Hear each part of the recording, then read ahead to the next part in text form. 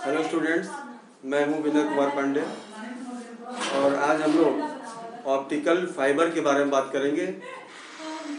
तो optical fibre तक हम पहुंचे, उसके कुछ बेसिक फंडामेंटल की बात कर लें जिसकी वहाँ पे ज़रूरत पड़ती है, तो हमारे लिए आवश्यक हो जाता है उन चीज़ों के बारे में बात की जाए। तो सबसे पहली चीज़ आती है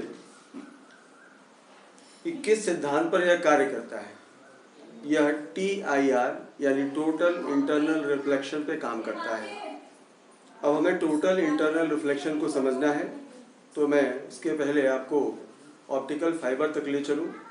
फंडामेंटल से गुजरते हुए हम लोग आगे तक देखेंगे। तो सबसे पहले हम लोग देखेंगे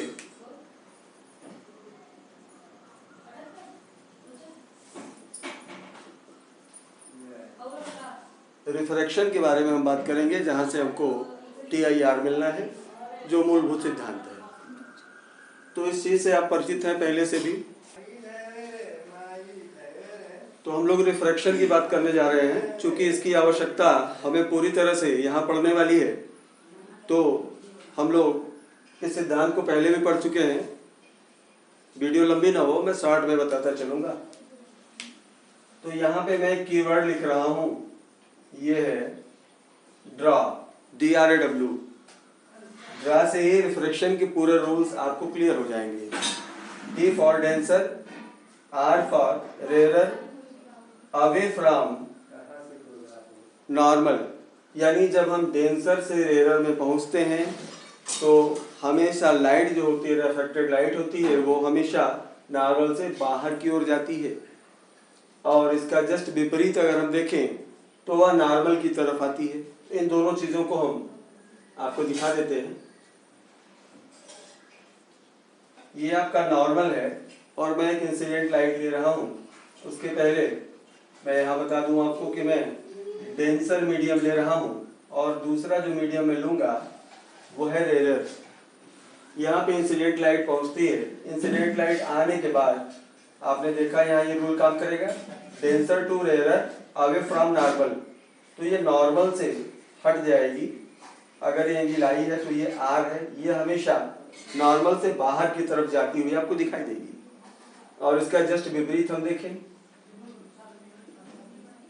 अब यहाँ जो मैं मीडियम लूंगा वो लूंगा रेयरर, तो यहाँ क्या लेना है हमको, डेंसर।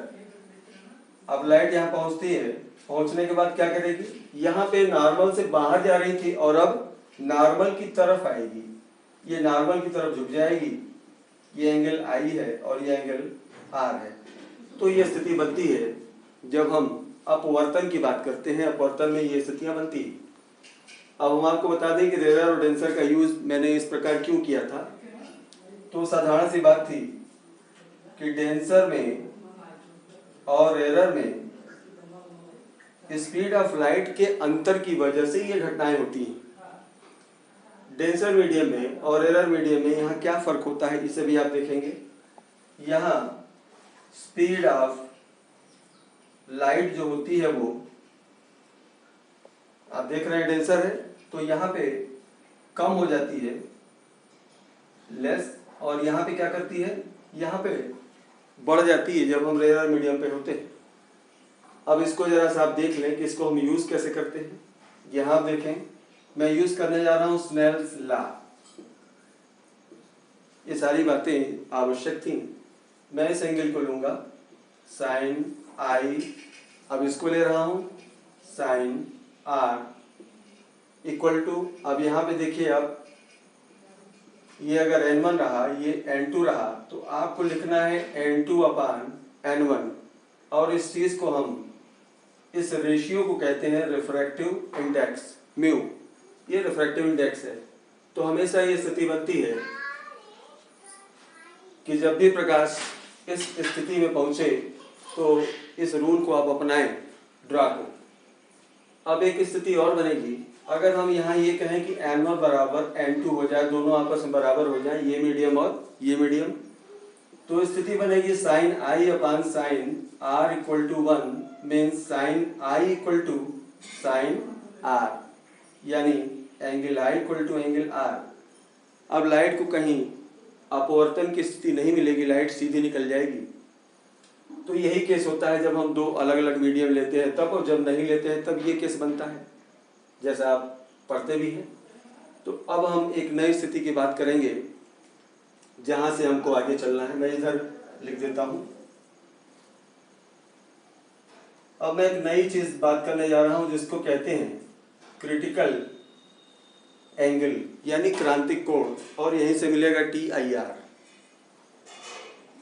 मैंने आपको समझा दिया है कि हम लोगों को जिस लाइट को इंसिडेंट कराना है वो हमेशा डेंसर से रेयरर के लिए लेना है। तो देखिए क्या स्थितियां बनती हैं।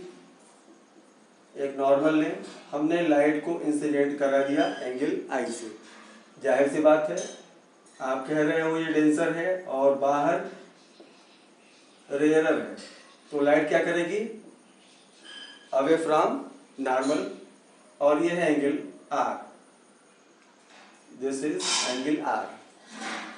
अब जरा एक स्थिति और देखें आप, जैसे जैसे एंगल R बड़ा होता जाएगा एक स्थिति यह आएगी, मैं इसे दिखा देता हूं। एक स्थिति यह आएगी कि एंगल R के बड़े होने के साथ साथ यहाँ पर आप देखोगे कि एक परावर्तित किरण भी दिखाई देती है। यहाँ पर अपवर्तित तो है, यहाँ पे एक परावर्तित किरण भी आपको दिखाई देगी।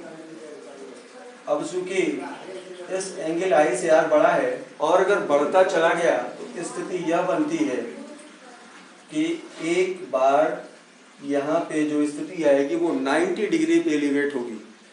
यानी यहाँ पर 90 डिग्री पर एलिवेट होने का मतलब है कि अगर अपवर्तित किरण की स्थिति इस प्रकार बढ़े, एंगल की स्थिति इस प्रकार बढ़े, तो वह 90 डिग्री तक पहुंचती है और इस एंगल को कहते हैं क्रिटिकल एंगल यानी क्रांतिक कोण। अब हमें थोड़ा सा और ध्यान देना है। अब हमने लाइट डाली यहाँ पर, इंसिडेंट लाइट, आप देख रहे हैं इंसिडेंट लाइट है। इस इंसिडेंट लाइट को हमें इस प्रकार डालना है कि क्रिटिकल एंगल से ज़्यादा हो। जब क्रिटिकल एंगल से ज़्यादा होगा तो जो हिस्सा यहाँ पे आपको दिखाई दे रहा था ये समांतर चल रहा था, इसके साथ ये चीज़ आपको दिख रही थी इस प्रकार में, अब ये यहाँ नहीं होगी। अब ये लाइट नीचे को बेंट हो जाएगी, यहाँ पे होगा R, और जो ये लाइट आपको मिलेगी ये ब्राइट लाइट होगी। और इस ब्राइट लाइट की जो स्थिति बनी, अब जो स्थिति बनी यह पूरी तरह से परावर्तित हो चुकी है, अब अपवर्तित किरण यहाँ पर है ही नहीं। तो इस नए केस को हम लोग कहते हैं TIR, टोटल इंटरनल रिफ्लेक्शन, यानी पूर्ण आंतरिक परावर्तन। यही मेन फंडा है ऑप्टिकल फाइबर के लिए। तो अब हम अगले टर्म में आपको ऑप्टिकल फाइबर से जोड़ेंगे। अगर आपको मेरी वीडियोस पसंद आ रही हो तो लाइक कीजिए, शेयर कीजिए और सब्सक्राइब कीजिए।